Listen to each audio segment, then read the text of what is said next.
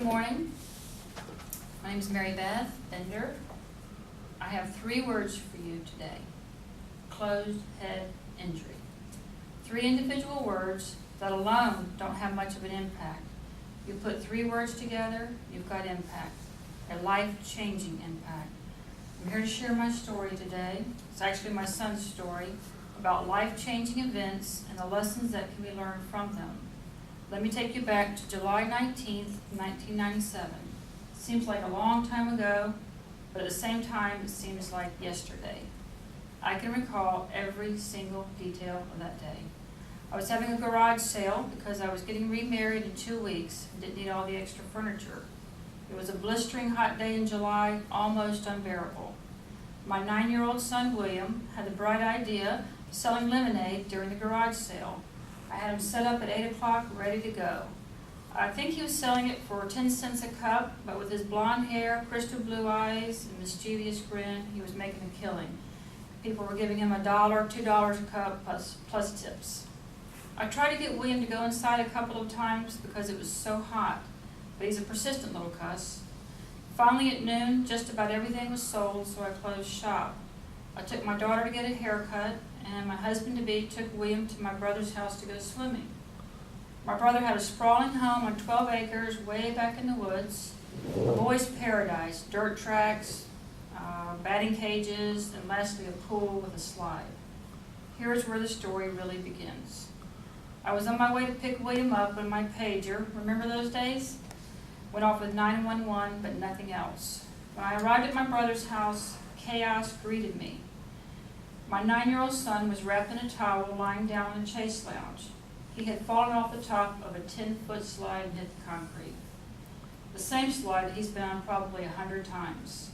He was shaking, but he seemed okay. He had a little tiny scratch on his shoulder and he appeared to be all right. I sat there with him for a minute trying to gauge the situation. Decided to take him in the house and get him warm because I thought he was cold.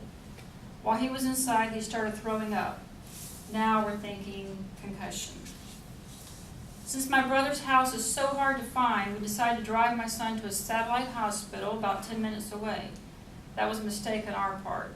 Satellite Hospital is not equipped to deal with an accident of this nature and magnitude. They determined he needed to be transferred to Egleston Hospital, downtown Atlanta. He had to be transported by a pediatric trauma unit, which presents a problem in itself. They're so specialized, there's very few of them. By the time the unit finally arrived to transport my son, his eyes had rolled completely back in his head. I was near hysterics. I was trying so hard to remain calm for my daughter. I rode in the front of the trauma unit and was separated from my son by a dividing wall with a small window. I kept glancing back and could see the 4 paramedics working on him, but I had no idea what they were doing. Whatever was happening, it didn't look good. I asked the driver what was happening back there. He called back and spoke to one of the paramedics. He then looked at me and very calmly stated, "Your son's condition has just deteriorated." I will never, ever forget those words. He explained to me that when we reached the hospital, a trauma team of 12 to 15 specialists would be waiting. The next thing I know, I'm in a private waiting area.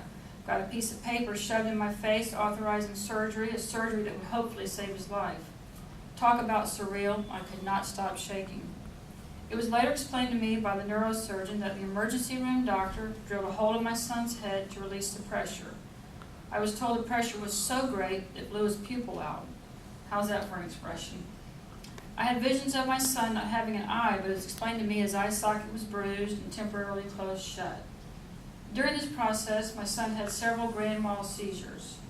Basically, my child had a hematoma, blood clot on his brain. Because it is a closed head injury, there is nowhere for the blood to go and the pressure builds. William went into a 4-hour surgery where the neurosurgeon tried to repair the damage, and he put in a dissolvable piece of metal in his skull. He was put into a medically induced coma for a week to let his brain rest. They slowly brought him out of the coma, and he was released from intensive care to a regular room.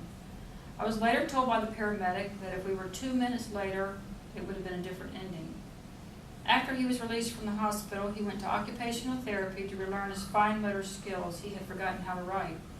He had blurred vision for a few weeks and excruciating headaches every day for months. This was caused by the skull growing over the metal plate.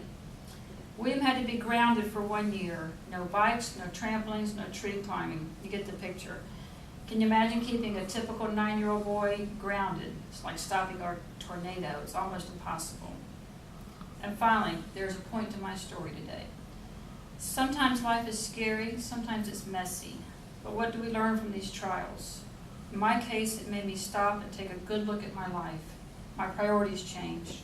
What was important before, not so much now. What was unimportant suddenly became crucial. I no longer take anything for granted. When you hear someone say life is precious, it really is.